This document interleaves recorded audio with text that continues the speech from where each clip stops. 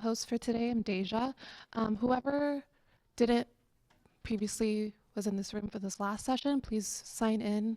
It's like the sign-in sheet's coming around. Um, for this presentation today is going to be with Rob Carr, titled Shift Left and Up. Um, yeah, so we're actually not going to hold questions to the end. We're going to have it in between slides. So if you have any questions, please raise your hand. I'll come to you, hand you the mic, just so all the attendees in Zoom can hear you properly. And then, yeah, that's all. That's all it is. Also, we're going to have a QR code at the end of the presentation, so please fill that out. And I'll let y'all know when that's ready. So I'm going to hand it over to Rob. Thank you. All right, now I'll try again. Hey, everybody. How are you? How's Access U so far? One session in. Anybody do pre-con stuff yesterday? Yes? Are your brains feeling tired already? Fair, fair. I'm going to try to pace this so I don't make them too much more tired. I can't promise there's not going to be a little bit more. So my name is Rob Carr. I am not Robert Carr. There's mass hysteria because there's a singularity of Rob Carrs at this conference. We have reached that singularity, and we have apparently split atoms somewhere. And Robert just did the talk in this room before mine. Robert's right here in the room. Wave, Robert. There we go. So I'm Rob 2, the sequel. And what's funny, too, is we talk about very, very similar things in the accessibility space. So I can see how people are confused. This is a different talk than Robert's. So if you're expecting Robert Carr, this is not a continuation. It's a whole different thing, but related. We cover some of the same things. I work for WebAIM. We are a nonprofit web and digital accessibility group. We provide all kinds of services and consulting and training. We also publish research like the WebAIM Million. Just about annually, we do a near annual screen reader user survey. WebAIM really is one of the groups most responsible for me being in this space. They kind of raised me in the accessibility space. So it's a thrill to be here. I'm going to give you my contact info, and I promise there's no spam involved with this. At the end, I'm going to strongly encourage you all to connect with this community, but I want to lead by inviting you to connect with me on LinkedIn. I'm Rob Carr, A11Y, ROBCARRA11Y. Our website is at webaim.org. We have a ton of free, not behind a paywall information if you're not familiar with our site. Familiarize yourself. Myself, I do a few different things at WebAIM. I am the Strategic Accessibility Coordinator, so I focus on things like this conversation, looking at accessibility at a bigger scale across organizations. I also help out with the evaluation team and training and several different things. So why are we here? Well, it's to cover this topic in basically 3 parts. The name of the talk is Shift Left and Up. And I think that one of the great things about the recent conversation about shifting left, and I'm going to kind of level set with what that means here in a moment. It's great that that conversation is happening. So that's what I'm going to talk about first. The middle part of the talk is going to be about some of the supports that I've seen organizations use to support shifting left. I feel like a lot of the time in accessibility, we talk about a great idea, and maybe it's that we don't have time to stretch out a little bit and get into some of the things like, well, how do we actually do it? What are some of the supports that people need to pull this off? And I'm not going to bury the lead. I'm going to get right to the point. The biggest gap that I feel like we have, not just in this conversation about shifting accessibility left, but in general, is we don't emphasize that without leadership leading on this, it's really freaking hard to do anything. If you went to the keynote last night, I almost added to the list of F-bombs right there, but I did edit myself right in the moment. So strike one missed for me. So that's where we're going to end up to try to tie it all together and talk about some of the ways that maybe you can talk to leadership about this. And leadership could literally be your direct project lead, your direct manager, whoever that is. We need to scale it all the way up, but we need to start somewhere. And I didn't bury the lead because as I'm going through the first parts of the talk, I want you to think about how can you take some of the stuff that I mentioned, some of the experiences I've had, and turn that into messaging internally. Because I would imagine if you're here, you have encountered a situation where leadership didn't do what they needed to do, and something just died on the vine. Anyone not experienced that?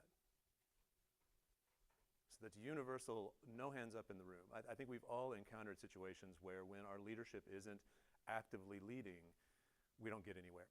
And that kind of comes down to a bigger point that I think we need to talk about more directly in the accessibility community as well. We're beginning to, and that is that systems are not well informed about accessibility. And I use this framing for conversations about AI and accessibility. The big data models are not going to have the kind of information they need about accessibility, people with disabilities, to give us some of the things we ask them for. It can happen in a closed space, but the big models don't. We have systems within our organizations that lead to the delivery and the creation of the technology that we provide to our different audience members, right? We have systems in procurement where we purchase technology, we have a whole bunch of processes and governance, at least hopefully you have some governance, and it's not just anyone with a card can go buy software, but you likely have some kind of a system that leads to that. The conversation we're going to have today is about the system that leads to custom stuff being built, and it's the same thing. We have components of this system, not components like component library components, but we have pieces of this system that lead to whatever outcome we serve up to our different audience members. We have project governance, we have project management approaches, and those systems are often not well informed about accessibility. And that's, I think, the way that I frame this gap and explain this big gap. So shifting left, oh, and I think you did say, I'll take questions periodically. I'll pause every once in a while to see and check in and see if you all have questions or comments, either one. When we start talking about talking to leadership, I welcome anyone's feedback and experiences and thoughts on that in particular, but all along the way as well. So to get us all on the same page about shifting left, this is not a new concept. It's not a concept unique to accessibility. Some of the searches that I did, the first context that the results came up in was information security. How do we make sure we account for InfoSec earlier on in the process? And with accessibility, the concept is exactly the same. Conceptually, what we're trying to do is, in my mind, make accessibility as important as the things that have already shifted left, as aesthetics and functionality and security. These are just part of what we do early in project planning now. Accessibility lags behind, which that's also probably a true statement that goes across a lot of domains in accessibility conversations. For accessibility, there are a lot of possible shifts. I'm going to walk through a couple, just again to make sure everyone has a similar understanding of what this means. And the reason that I think this is so important is we have opportunities to better inform the system. Think about software development. We have distinct phases, we have distinct roles, distinct human beings doing distinct work. And the idea with shift left is that we have more human beings doing the work. And the system at these different levels with different skills is much better informed, which should lead to a much more tension-free experience in pushing stuff out the door, including when it's actually released. There's a lot less tension between our digital product and the people who are trying to use it.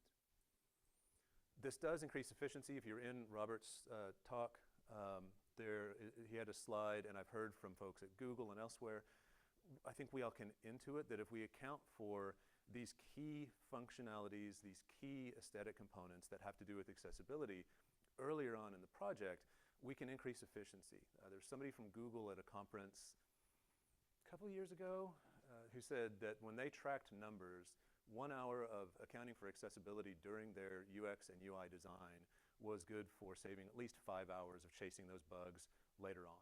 And he felt like that was conservative. But they did track some numbers. I think the talk's probably online, but just trust me, take my word for it, right? I'm up here, I get to no, I'm not making anything up. Someone from Google did say that.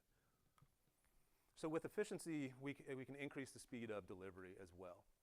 We don't hit a late cycle accessibility bug where we have to backtrack 4 steps, right, and try to fix it. We can establish accessibility as a requirement. One of the big goals that I have with this that I make explicit, you may or may not make this goal explicit, but it's to normalize accessibility across our team, and then to normalize accessibility across our teams at large. There's that lower tension, and I'll illustrate this with a few anecdotes here over the next few minutes, but lowering the tension between different members of the team and those different skills. And like I said, lowering the tension between the end user and the product that we actually roll out. Because ultimately the goal is to deliver a better experience, right? That's the whole purpose of accessibility, is to deliver a higher quality and better experience for whoever our different audience members are. So the first shift that most organizations end up taking is to take accessibility out of just living in quality assurance. I worked with a group. WebAIM is based at Utah State University, and I pointed up because north is up to me right now. In far northern Utah, I'm just up the road, again north in Norman, Oklahoma. And so anybody from Austin, UT, sorry, I just increased the tension with Austinites in the room. But I'm up in Norman, and for a while, for 8.5 years, I worked for our Assistive Technology Act program called AbleTech. And we worked with a lot of state agencies, and I remember working with one where the only home for accessibility was in QA. I think most of us, even in the tech space, have recognized that model doesn't really work, right? Basically, you're in a position there where QA is pulling over the dev team when the speed limit's not posted, right? And that is a source of tension. So the first shift that I think most organizations take is, let's say, we're going to leave some responsibility for accessibility with QA, but we're going to shift a lot of it left to our developers. There are a lot of benefits. This is going to sound kind of familiar in the couple of shifts that I talk about here. But we end up with more brains trying to work on these different issues that come up with accessibility. QA and dev, while very related, in most organizations that I've worked with, it's very different skill sets, very different tooling, very different perception of the work, right? Because there are very different perspectives. So it's beneficial to pull more brains into this problem solving.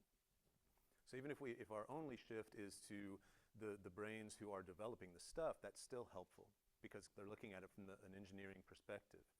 This is the first place of lowering tension between these two groups. When I worked with this agency in Oklahoma, as I say, this was their model. The two groups didn't get along too well because QA was kicking defects back to dev, who wasn't being told to avoid building the defects to begin with. And that in and of itself raises tension. So if we move a little bit to the left, we can lessen that. We can combine more knowledge, and we can really increase the integration of accessibility into different parts of the project. So we see a reduction in barriers, at least that team did. There were times when the developer would have an interaction that they designed. They thought about, hey, this is going to be really cool and trick, and I like it, so it must rule. But it was just trash from a UX perspective. It didn't work. And then I would work with them to say, well, how can we make this more accessible when it was so fundamentally flawed, you really couldn't? Well, that was because the devs weren't informed about accessibility at the time. So as they began to build up their skill set in it, those kinds of situations became less prominent. We begin documenting accessibility. You'll find accessibility maybe in code comments. I don't know how developers do with commenting code these days. It was a joke when I was first getting into the field 20 plus years ago. Like, oh no, we don't comment our code, we just write the stuff. Hopefully, this is another opportunity for some documentation to be built into the code base. To begin to normalize accessibility, as I said early on, is one of my explicit goals in going through this. And what we did see, though, and it stands to reason, troublesome interactions would still ship because we increased the brain power and we diversified the perspective a little bit, not just a ton at that point. So our next shift, and this is the one that I feel like in the last 5-ish years has gotten a lot more attention, and that's shifting accessibility into our user experience and user interaction design groups and the folks that hand design specs off to developers. So we see a lot of the same benefits again, where we have more brains. But I think this is an important shift because your UX and UI designers view this work very, very differently. It's not the engineering or the QA perspective, and not to say that devs don't think about how humans use the things they build, but UX and UI design, that's their job. How do humans interact with these things at the micro scale and at the macro scale? So we've brought in a perspective here that's really quite powerful and really quite integral, I think, to this working because humans become much more centered to the conversation. Again, we can lower tension. There are other places where we can lower tension here. Have any of you all ever come into a project late to talk about accessibility because there's a glaring contrast issue?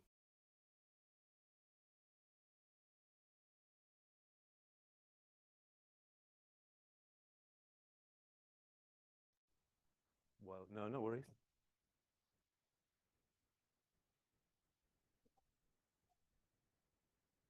Hang on. I don't know if we're streaming to Zoom. I don't know. So yeah, that's so other people in the lobby can get this. Yeah. Okay. Okay. Hold, please. Yes. All right, you're good. You're good. Okay. Thank you. All right. No, no worries. And there, I will pause there. Let me finish this little bit. Can you? Okay, just a couple moments. So you come in late and you say, hey, this color combo really stinks. But what happens, or what has happened, is everyone who's invested in the project, or not everybody, but a lot of people have become quite attached to that troublesome visual pattern.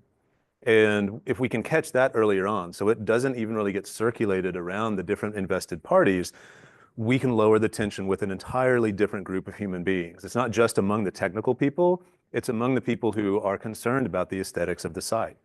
And the same tracks with functionality and interaction and compatibility with different assistive technologies.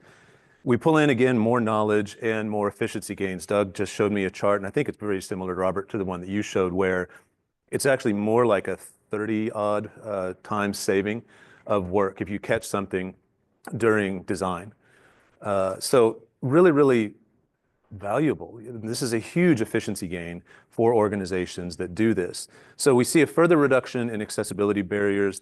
We see annotations and documentation about accessibility much earlier in our life cycle in the design artifacts, our wireframes, our mock-ups that our designers are creating. And we're catching those visual barriers in particular before they're loved. And then, yes, question or comment up front.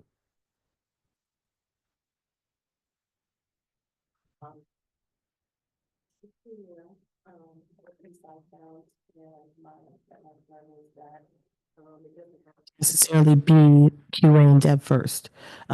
We were actually in the area with designers, so it made it easier to shift left there first and then come in with QA, because QA was a big step because they had to learn everything from us, essentially what we were doing, and then development. And the last part, which was the hardest part that took the longest time, is to teach our product owners as well how to be involved and understand that they also take responsibility in accessibility. Yeah, and that's the shifting up, right? Yes. That's the shifting up, where I really do think organizations struggle, even when you have one product owner who's strong with accessibility, if there's not that layer above them saying, no, we're all going to do this, here's how.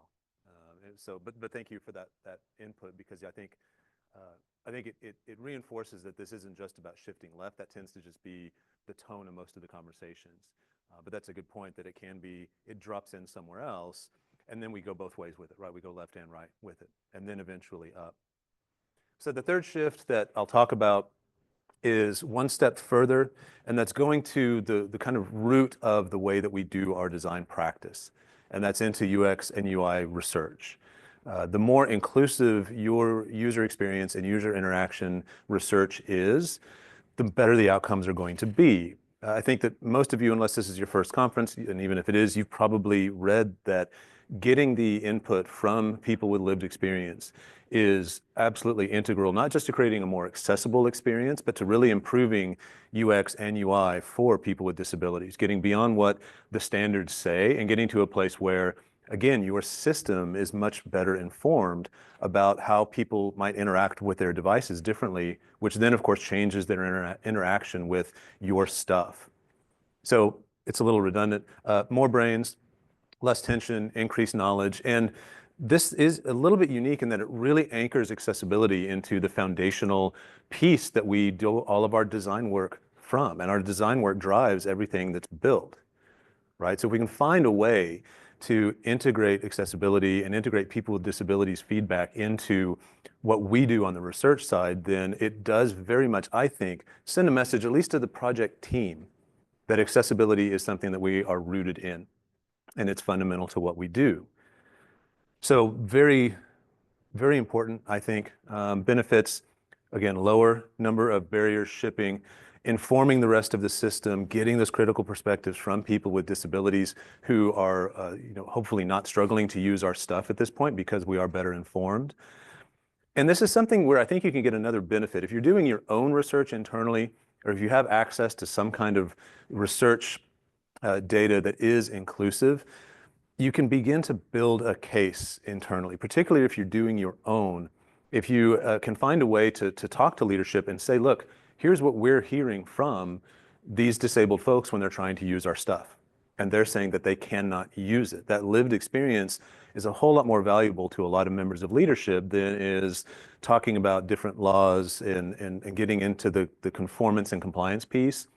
If they understand that the products that we ship are doing harm to human beings by blocking interactions, then that might resonate with a broader set of leadership. Now, there's probably some stuff you want to do in terms of disclosing that may be how you use some of the research, but it's still such an important message for leadership to understand, because I think that they don't.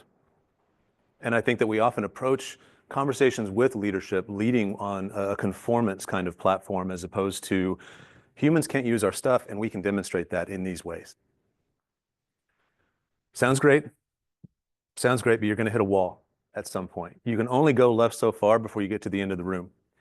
And you need to have people outside of the groups that we've talked about doing this. You just talked about product. You know, the step ahead of product is usually project management, right? We need to make sure that our project managers at the very local level are doing the things that they need to do to facilitate this happening. Now, again, you're still going to hit that wall, because if this is project by project, if you're not trying to scale it, one, you can end up with different teams in the organization doing it differently, right? Or taking a shared component or a component from a shared library and taking it and breaking it when they drop it into their project.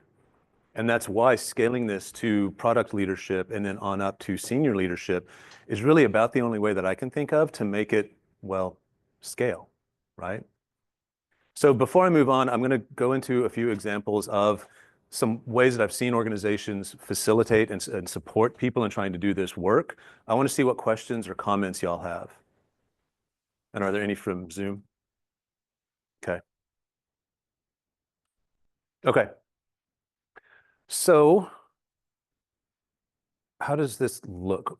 It's about supporting Shift Left, which is really about supporting people. I think, truth told, we don't think as thoroughly. I'm really picking on the accessibility community.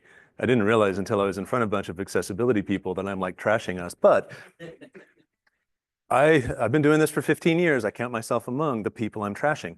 I think that we often don't really think through individual efforts that we take to try to advance accessibility. So I'm going to generalize this just a little bit. We need levels of scaffolding and support for people to be able to do this work. And there's more to that than just having a great, wiki on accessibility within our organization. I think that we need multiple layers of support around these different roles. I want to talk about something I've observed, and you all might have been involved with this, but I've noted in a bunch of organizations that there are some things in the technology space where it's acceptable to slow down. And then there's one glaring one that we're all here to learn about that usually is not. So if you get a new content management system or a new website, how many of you all have been on a project where you've got a new CMS, new website, something like that? You don't keep, generally speaking, you don't keep putting content on the current site right up until, should we be concerned about the banging outside? Does anyone have, did that answer me?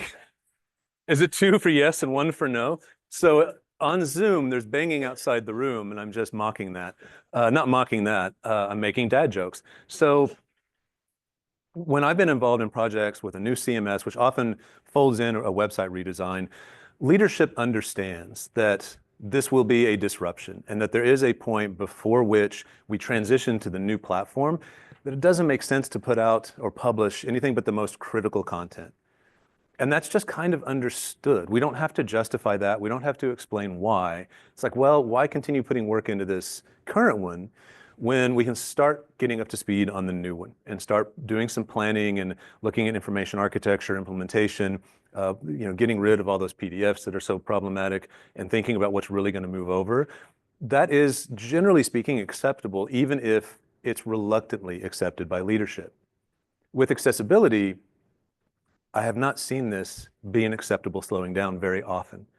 It happens, but not terribly often. And one of the messages that I've tried to use is that Accessibility skills are just new skills. There are several ideas that come out of this that I want to touch on. I'm going to get a little bit bigger picture, and then we'll come back to some of the supports, because I think the support that we overlook the most for human beings trying to level up their skill set and mature their accessibility practice is they don't have time to do it, right? Hey, let's get training. Okay, fantastic. Let's train the dev team. That's a good start. Very good. Dev team does a couple days of training, and they go back to their desk the next day, and no deadlines have changed. They've got to ship work at the same pace. They don't have time to take what they have learned and even begin to practice it just as you would practice riding a bike, right? Much less figure out how to put it into practice. So I think that the biggest support and one of the biggest challenges organizations have is making time for people to figure out how accessibility fits into their role, what skills they need to learn to begin with. You don't need to teach PDF accessibility to web developers, but I've had web developers in PDF accessibility classes because the organization we trained was like, no, everyone's going to do this. Everyone needs to know it. I'm like, no, they don't. Yes, they do. Okay, it's your people. Trust me, they don't. So we need more time to absorb these skills, practice them, and put them into practice, especially when they're new. If you have designers, developers, product managers, leadership, if they're not familiar with accessibility, they don't have much maturity with the skill set, with the information, they need more time to absorb it. But in my experience, at least, that time is rarely granted. It's just, let's get right back to work. Project managers then need to facilitate this with their project teams and recognize, one, where are we lacking skill-wise? They can help to kind of shape that training. And then they need to advocate up to say, okay, if we're going to do this training and make this investment of time, effort, potentially money if you bring in someone in from outside, let's make sure we get the best return by giving me a little bit of runway to slow some stuff down and help the dev team or whoever it is to take accessibility, practice it, put it into practice. To do that, the product managers have to support the project managers, and so on and so forth. Because at some point, somebody in senior leadership will notice, gosh, we haven't seen many releases in this product vertical, right? Why is that? You want to get ahead of that conversation. Okay, back to a little bit more local stuff. And a few things that I've seen, these are publicly available, or at least the tools are in the one instance of a tool I'm going to show, to try to help to support these different team members in these different roles. If you don't use personas, I'm not suggesting you start. Personas are generic representations of human beings that use our stuff. Do any of you all use personas as part of your practice? So we've got a few hands up in the room, maybe a third or so. I'm not suggesting that you start using personas necessarily. It's a good way to document some of what you've learned in your UX or UI research. And this, again, puts the focus very much on human beings. This can increase the awareness on your project teams or in your project teams as well as higher up about what's needed and what's possible. What I mean by those two things is what's needed is what do we need to serve up? How do our experiences need to possibly change to meet these different needs? What's possible is they can introduce the notion of people don't just use a mouse. So if you have personas that are more inclusive, then it can help to do this. I'm going to show one real quick, and I'll read this as well. This is from Stanford University, and this is a persona named Elaine. Personas generally will have a name. Again, these are fictitious folks, but they represent actual human beings. I'll summarize what's on screen. Elaine struggles with tasks that require dexterity, especially those that are either repetitive and manual or need fine motor skills. She may have arthritis or a neurological impairment affecting mobility and may occasionally work in a confined area like mass transit. Interactions become more complex. Drag and drop interactions are often an accessibility barrier because they're implemented assuming mouse, trackpad, or touch users have a high degree of dexterity. Demographics: Elaine is 53 years old, program manager, carpal tunnel syndrome, keyboard user, likes to work on Bay Area rapid transit. And they have a quote for each one of these. The buttons are too small and it is very hard to select or complete anything. I wish my keyboard worked better with this page. So this tells a story that's pretty important, right? You can derive web content accessibility guideline success criteria, or you can apply those to this exact situation. There are a bunch of them. So just one way to normalize accessibility across this audience at the very least. If we think about our designers, There have been some really cool plugins that have come out over the last few years. Specifically in Figma, I assume there are plugins for XD. Be great if there was more native support for some of this stuff. You can do this on a whiteboard, right? I mean, if you're just brainstorming some design, you can do things like this on a whiteboard. But in your wireframes, mockups, prototypes, again, establishing accessibility as a norm, as a normalized expectation. Not really going to do a Figma demo, although there is a link to it, as much as just show you a tool called Include. This is a plugin, it's free. Credit where it's due. eBay released this out for free to the public a few years back. And this is, I did zoom, but the text did not zoom very well. I've got a really rudimentary mock-up here. It's a WebAIM homepage. We've got a WebAIM logo up at the upper left, navigation, top navigation to the right of that, a search above the navigation. We get into main content with a sidebar, and then we have a page footer. What this accessibility tool does is it takes you through what I would call guided manual evaluation. And it asks your designers to account for things like, in this case, the page regions. That's what I've accounted for step one. They also include marking up headings, defining the reading order, specifying alternative text if you know what the content's going to be, accounting for contrast. It has some contrast checking tools, and it'll tell you, no, this doesn't meet the threshold. Again, hopefully avoiding a troublesome visual pattern getting very close to shipping. There's a lot, it's just one of several, but another real quick example of some of the ways that we can better support our designers in this case. And then as a complement to that, typically your design artifacts aren't going to have a lot of guidance about ARIA, for example. There's a guy that did a really good talk at CSUN where he said really they shouldn't. He's seen a lot of bad advice specifically about ARIA shipped to developers from UI UX, because UI UX generally, the engineering side isn't in their wheelhouse. They might come from that background, but generally the work they're doing is not highly technical. So as a really good complement to what I just talked through briefly is thinking about integrating accessibility into a design system, a component library, et cetera, et cetera. You can have much more pared down annotations in a design artifact that cross-reference into your design system so that devs know, okay, well, I see this on the design artifact. It means this when it comes to building it. There are a few examples I have to before this talk. Sadly, I have to make sure the US web design system is still published and that it still has accessibility information in it. And as of this morning, it did. So I'm going to show you that real quick with one component in their library. The US web design system largely built by a group that doesn't exist anymore called 18F.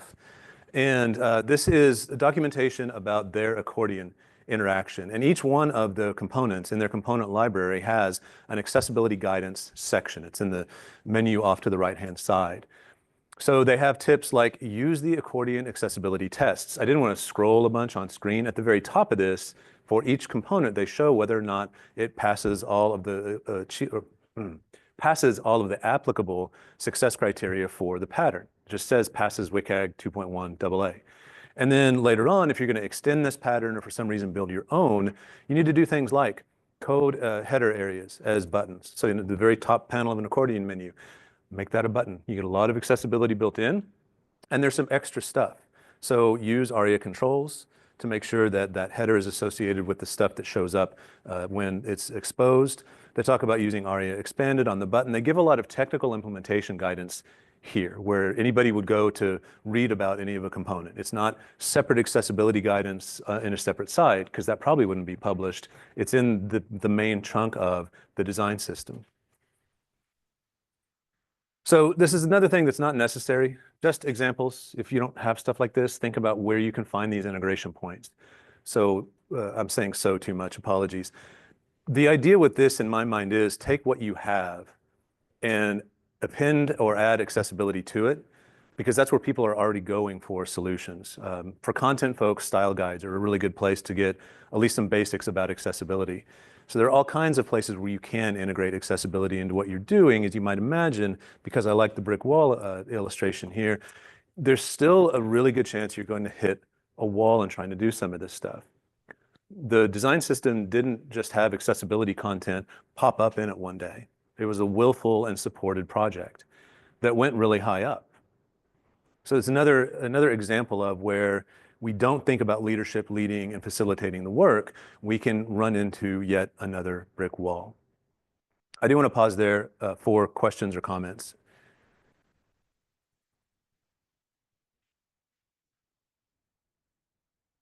Any Zoom questions? No? I'll make this talk harder next time I do it. Make people think more. We need to talk more directly about the challenges posed by leadership, quote unquote, support. We talk about support all the time. We do need support, but I've seen support manifest as, you want to do accessibility? Sure, go ahead. That's nice, but that doesn't sustain itself. That's not something that scales. And so attacking my own community again, I do think that we need to address more directly what we need from leadership so that we can equip people to maybe better manage those conversations internally. So when I talk about leadership, a couple of thoughts. Senior leadership is critical to making this go across the different product verticals, the different departments, to have a uniform approach with central support. As I said, you're not going to get something like personas published on your website likely unless leadership is good with that happening. A few years back, Harvard University on Global Accessibility Awareness Day to mark that occasion, they put a bunch of accessibility annotation on the harvard.edu homepage. Now, I'm not going to say that they have everything they'd like at Harvard. That's a really strong show of active support from leadership. It's one of the most prestigious schools in the entire world, and they've got accessibility front and center. So we need more than buy-in and support. We need those things, but I feel like those are a little too passive. I think that what we really need are leaders who will facilitate this work, who will help us to make this happen, and who will champion the work across the organization, so across their leadership peers as well as down from the very top. To me, those are more active kinds of roles. They might shift over time and become more passive, but for me right now, these are the two words that I feel the most comfortable with. I want to ask you all, what works for you? Thinking about making leadership or framing this idea that leadership needs to be more active, is there a word that pops out to y'all? Because I'll add it to my list, and I'll credit you if you want me to. And the way that we establish culture in organizations, it's leadership, right? I don't know of an organization that the culture doesn't come down from leadership, whether that's good or bad. Some organizations, leaders just don't care. It's laissez-faire, the culture is department by department or unit by unit. Then you have places like, I went to Southwest Airlines right out of college 20 plus years ago, and they had one of the most willfully codified cultures that you could find at the time. And it was very much from the top. I don't know that it included accessibility. I was like a developer. I don't know. It wasn't because we didn't talk about it. But I'm just saying that culture is defined from the top down. And another way of considering the notion of system change is that culture is a massive part of driving that and defining what the system is like. So when we think about selling accessibility, and that's a tricky term, a lot of people aren't comfortable with the notion that you're selling anything. I think that if you're doing accessibility work, you're in sales. Whether you are comfortable with that or not, I think it's something that is okay to keep in mind. And a lot of that, it's things that I'm going to talk about later on that I think are positive things that come from that. Yes. Word that helps you with or thinking about how leadership plays a role in all of this. And the two that comes to mind based on what we had gone through over the years is empathy and connection. So if we're able to talk to a leader and get them to connect what the experience of that customer is based on what a person in their life that may also have that same experience, that's where you get the connection, and then you get more drive into making sure other leaders hear about it. And in our specific instance, it's leadership in three different areas. It's the areas you talked about, where it's, design, it's product, and it's tech, right? So if you didn't have all those three behind us, then it would never have happened. But yes, it's definitely the connections. So making sure we're selling it to, whoever the leadership is, to connect them to it and get them to have that empathy, or if hopefully they have that empathy, and then once they hear it, then that's how it drives it. Yeah, like I said earlier, I think if you can illustrate that with any kind of research that you do where you can literally show leadership how a product does harm to people. But certainly if someone has that personal connection, gosh, I hope it resonates. You know, if it doesn't, then I run out of ideas at that point for them. But maybe they're really compliance driven. But yeah, the more we can humanize this and help leaders within our organizations understand that our web properties are doing harm to people, the better. And sometimes it's a matter of just changing the phrasing. We might talk about accessibility barriers, but I've become really quite direct in just saying, no, your web property does harm to people. It's actively keeping somebody from doing something. Removing the barriers, the way I illustrate it is it's like if you're slapping somebody and you stop and you're like, oh, I helped them. No, you stop doing harm, right? Yes, another thought. Hello. So about selling accessibility, especially to senior leadership, we always talk about shifting left, but somewhere we stop at designs. I personally feel that has to go one way back to the user research. But in today's world where everything needs to be done today or even yesterday, how do we make sure and how do we sell this to our leadership that user research should be the first step even before it comes to designers? Because if we do not know what our users need, we will never be able to provide the right thing for them. So what do you think would be the best approach to sell user research to leadership? I would try a pilot. Does your leadership like pilots? Yes. Try a pilot. Okay. I think if you pilot this and you can collect some research that indicates that indeed the stuff that we're shipping does harm to people, then that can show, okay, we need to do this much more broadly. And that, I think leadership tends to like that pilot notion because it's adjacent to a project. We're like, oh, this is a defined thing, we'll be done. Mm-hmm. But if the data that comes from it is valuable enough, then I would hope organically that would help. That would be part of the pitch, but maybe try to approach it as, we want to try this as a more limited pilot and see what we learn, right? But then be really willful about making sure you're including people with disabilities in that research group, compensating them for that. If you compensate everyone, you should compensate people with disabilities, you're going to learn more from them probably than a lot of the other users that you're testing with. But pick a release, pick a component, pick something and say, okay, we're going to do some A/B testing with people with and without disabilities, and let's see what the data says. And just go through, don't change much about your approach. You'll have to adjust a little bit based on the kinds of disabilities that people have and the assistive technology they do or don't use.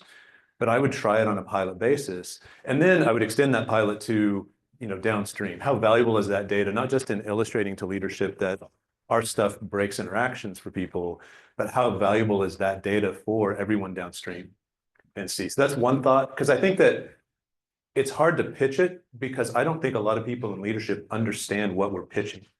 And that's why I think pilots can be a very good way in a bunch of different areas and contexts to try to build that data set up and to try to help articulate that this is not some foreign concept. This is not a matter of people that don't use our website. If they don't use this stuff, it's probably because they run into a wall, right? So you might try that as a way to build data to then take that to project and product and leadership on up higher to demonstrate that this works, this is valuable to the team. We have demonstrably better outcomes. That's an approach I would take to try to build a data set. Absent data, it's really difficult to make a case to resistant leadership. Right. But if you can find a way to build some internal data in particular, it might spark at least a couple. I don't think you're going to get everybody all at once. You talked about having, I think it was 3 or 4 key members of leadership. If you can get 1 or 2 strong champions who really understand and internalize the value, that can be enough. Might not be even a critical mass. Your team might be much bigger at the executive level. But if you can get a couple of people bringing this up organically in, the boardroom, right, then that can help with scaling it across and seeing things grow. Thank you. You're welcome. Yeah, one more. Talking about One moment, So, yes, thank you. So we're talking about designers or along the way to the left. In my experience, there's another party on the left side that is from business having all kinds of requests for new functionality, and they having a big influence on the designers and on the etc. all the way to the right. In that group, have accessibility in mind with the first brainwaves of the new stuff that's coming up? It's in my experience, it's why I'm talking about the leadership piece. It has to be an intentional culture that says, based on data we have, whatever that might be, based on just we're intrinsically motivated to build better products, this is what we're going to do, and have that message come down from leadership. That's really why I wrote the talk, is because I think that we miss gaps just in the project. For the sake of time, I couldn't hit everything, but I think the train of thought in my brain is very, very similar, which is this needs to be established across business units as a norm. And so I've given examples that are much more local to projects, again, because of time, but the same sorts of ideas apply, where we need to think about on the business side, how do we make the business justifications outside of the technical folks? That again might spring from piloting something in UX and UI research, where you can demonstrate not just to technical leadership, but to business leadership that look, we can show, we have evidence that our stuff is pretty broken and does harm to human beings. We should probably think about fixing it. So look for those similar kinds of data sets that you could potentially reuse. I think this is one of the most difficult things to do, is to form the business case internally and push up. I've got a few more thoughts on the next slide about maybe how to figure out what people will listen to, because I think that's the biggest challenge that we have. So let me get through the next one and see if there's any follow-up. We can dig into it a bit more. So this is a tricky one right now when it comes to selling accessibility. Money's kind of not really flowing to a lot of entities right now, at least in the US. We've seen a lot of cuts to the public sector because they received federal funding that they don't get anymore. So I think this is an even more difficult conversation to have. We are asking for spending when it comes to selling, right? We're asking for spending. We know that there are multiple competing interests and even more scarce resources. I think that the relationship piece is really key to this. If you're trying to work with even just your boss, right? Hopefully you have a pretty good relationship, but relationships are really important in sales. And I think that the same thing translates. And I don't suggest that you go and take a very disingenuous approach to this. You're all at an accessibility conference. I assume that the passion is genuine and you can carry that into these conversations, but the relationships are really important. And so making sure that you're not burning too many bridges, you're not making accessibility contentious to the extent that you can. There are times when we don't have another option. There are times when we might need to cause some friction. But to the extent that we can build relationships and help to build accessibility through those relationships, those are some opportunities we want to take. So to come back to the idea of how do we figure out what to say, what message do we actually provide? My advice is learn and don't guess. What I think we're looking for is the outcome of a listening session when we're never going to get a listening session with the C-suite, right? But if you're thinking about how do we determine this, that's what we want. That's the input that we want. Then it becomes how do we get it? So to go back a little bit to UX and UI stuff, how can we discover the motivations, the worries, the pain points with leadership? And the audience for this is insightful people. There are leaders that have formal leadership roles that aren't way high up, but they know really, really well what this member of the C-suite responds to. There are people that have, entirely informal leadership roles. We all have them in our organizations. They're very influential. They know the place backwards and forwards. If you can get access to those folks, then you can really begin to build this language out with a lot more information about what are they going to respond to. I think just as important is what are they going to shut down if you send to them. Because if you send a message that bounces with this topic in this day and time, it's going to be much, much harder. It's not going to be 2 steps forward, 1 step back. It's just going to be you've just turned around and you're walking backwards, right? So I think it's really important to figure out what will resonate and also to figure out what to avoid. And I do think there are ways you can do this through conversations with different people in the organization. If you have a direct connection to somebody at the C-suite, great, fantastic. Take advantage of that. Don't overstep anybody, right? You don't want to get yourself in trouble, but I think that we can begin to find some of this information. And then I think if you look at the policy environment, documented workflows, existing messaging that your organization puts out, well, where does accessibility hook into that? Even if it's internal communication, that you get a weekly email, start reading it. What's making its way into that? and try to find out why. Then sort of A/B testing. I think it makes sense to brainstorm some of these ideas as well. There are a lot of messages that we try, a return on investment that we can show, wider reach, competitive advantage, which I think is one that a lot of folks in the vendor space don't lean on enough. Hey, if our product is the most accessible one in the class, we're going to be able to pitch that right from the start. And I don't think vendors at least leverage that as often. That's not the only group that I think could do better. General appeals to the quality of the product or the experience. What we see usually is that more accessible is higher quality to begin with. That's a generalization that I can't back up. It's entirely anecdotal. I can't back it up statistically, but we do see definitely as accessibility improves, quality is generally higher, quality of the experience. If you can tie it to your mission, vision, values, some in leadership will respond to that, hopefully. Like if they're in leadership and they don't really buy into your own mission, that could be troublesome, but that's not your problem. Human rights and the practical need, the efficiency gains that we can get, and the fact that people do, from a practical perspective, need these supports that are very difficult to build atomically in different departments and such. So I think some of the practical piece, some of the charts and graphs that show at the project level at least how much more efficient it is to shift accessibility left, at least at that project level. And then, as I said, try to avoid traps. There's stuff that's not going to go well.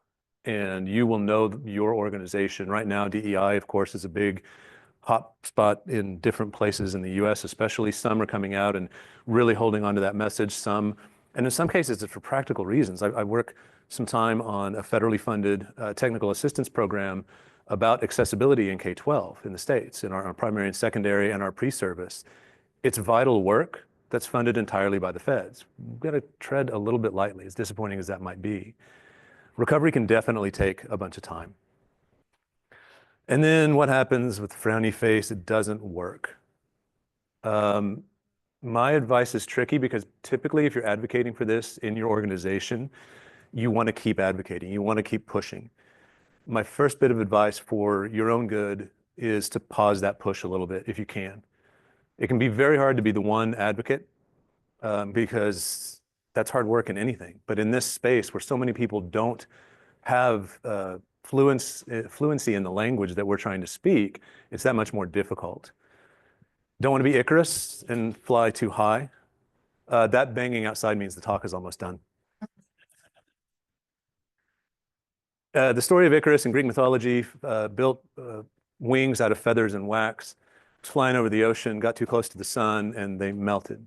It's easy for us to reach that high, to be that ambitious with the work. We want everybody to take it as seriously and embrace it and engage it the way that we do. But it can be really, really tricky to think of it that way and have that ambition. I'm not saying don't be ambitious. I think a measured approach is really helpful. I think, and I've learned from my own experience, that establishing some boundaries is helpful. It's difficult, but take a lunch break. I'm trying to be more willful, literally, about taking a lunch break. And at WebAIM, usually people call us because they want us to do something for them, and that's great. But it's still advocacy work, and we still know what's going on in the broader world right now. And I was going to, for this last statement, not put probably in parentheses. I say it's parenthetically probably not your fault. I believe that if it's not working, I don't believe it's your fault. I believe it is the system. Now, you might just be messaging horribly astray from what your organization is going to respond to. I don't know. I imagine it's not your fault, and that it is that the system is still not well enough informed. And if you have a small team, or if you're the only one trying to better inform it, it's hard. And that's why I'm giving this little bit of kind of pep talk. Last bit of advice that I'll give, and this is the same for the folks on Zoom. This is an amazing event that is an amazing way to connect with the accessibility community or to deepen those connections. Take advantage of it. If you're not the kind who's going to go up, introduce yourself to someone or join a conversation, that's fine. Connect with people on LinkedIn, connect with people on Zoom. We are a strong and resilient community of human beings. Carl Groves, in his keynote yesterday, said there's no one coming. And I think he's right. It's us.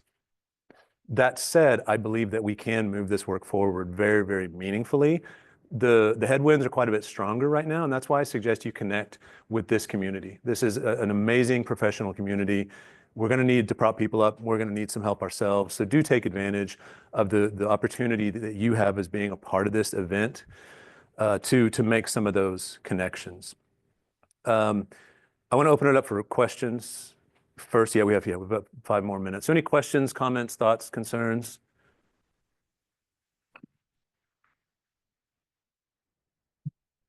Hi. I just wanted to throw out one more suggestion not that you didn't cover it, like champions up high in the C-suite is huge. I think a key thing that I've come to learn where I sit with my group of testers is find the person who's kind of a good advocate and speaker for your team too. Because I've marched kind of junior testers up to a product owner with 100 defects, and that meeting doesn't go well. They Right. don't have that soft touch or nuanced like you have 100 defects, but 99% of them could be solved in about 5 minutes. You know, find someone on your team that can be a good spokesperson for your team is also kind of the message is a big part of that delivery, because coming to the C-suite with, facts and figures or whatever, that's great. Anyone can make a PowerPoint slide, but find the salesperson on your team, find the person that can be kind of not everyone's great at public speaking, not everybody's great at bedside matter. So Yeah. No, that's a really good point to account for, because it's another way that you can escalate the tension to an unmanageable level very quickly, and with no intent of doing so, not going in trying to pick a fight, just realizing as soon as they've said like 3 words, oh, we're picking a fight now, crap. How do we back out of this? How do we fix this? Anything from Zoom? Zoom looks quiet. I can see the chat from here. So thank you all very much. Do check out our website. The one thing I want to mention, if you go to the slides on the Zoom event, we do a free accessibility conference in the fall. The dates in there we had to shift.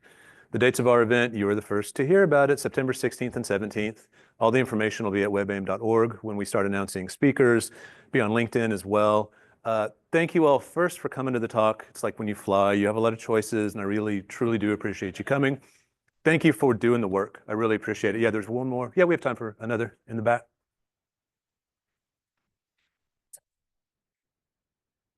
So kind of reframing a question. I'm fortunate enough that the org that I work for is actually very dedicated to rolling out accessibility. But I feel like we don't actually know what accessibility means, right? Do you have any advice for when you're having those meetings with leadership, helping frame how we should think about accessibility, how we should define it, and build the strategy? Because I feel like, kind of to your point, a lot of what we're getting is, yes, we should do more accessibility. Go do it. Right. And I think that we're trying to figure out how to make a coherent plan of it. Steal as much of the system idea as you want to, if that's helpful, because that's what I think, and you might want to rephrase that, but if you can illustrate that these are systemic failures, these are organizational failures. I guess the way that I often say it is, I can't literally trace a fail of a success criteria to organizational behavior, but I can take them in mass and trace them back to organizational behavior. And so thinking about it at that system level and just saying, look, maybe you think of a specific example, whether it's dev or buying stuff, whatever it might be, and just illustrate for them that here's what we're trying to do. There are end users, and let's work back to everything, including the business interests, including everybody who influences or directly does the work, and illustrate the scale of the thing. Because a lot of the time, I also think that that's something that leadership misses. It's a technical thing. There are technical solutions. And that's true, but you have to work back from those, and you have to do a bunch of the stuff I've talked about today to do it. So one of the things that I've done with relative success is help teams and organizations to really realize how big of a thing this is, why it's so big, because there's so many influencers, so many people directly doing the work and managing the work at different levels. And so we can't just say, let's get an evaluation, an audit report, and play whack-a-mole, because in 6 months, we're going to play whack-a-mole again. So I go for the let's scale this thing up and illustrate it to leadership that way, that these are not just technical issues that we're talking about from an implementation or design perspective. It's that we're not accounting for the full a more full set of needs that the humans who interact with us virtually actually need. I don't know if that's helpful or not, but that's an approach I've taken, is try to shift it from the technical conversation, you may have already done this, more to the human conversation, and then what does that mean? And how many things are pushing your technology to take the final form that it takes? And that can be helpful just to get leadership to understand this isn't just a technical, let's train different teams kind of thing. This is something that we need to build up as a program, not a project with a completion date. We're at time. Thank you all so much. Really appreciate it, everybody. Before y'all leave, if y'all can please, the monitor is going to give us a QR code on the screen. This is just a quick little survey about your experience here at XSU and how we can better it for next year. So yeah, if you need any assistance with that, just raise your hand and I'll come help you as well. Thank you.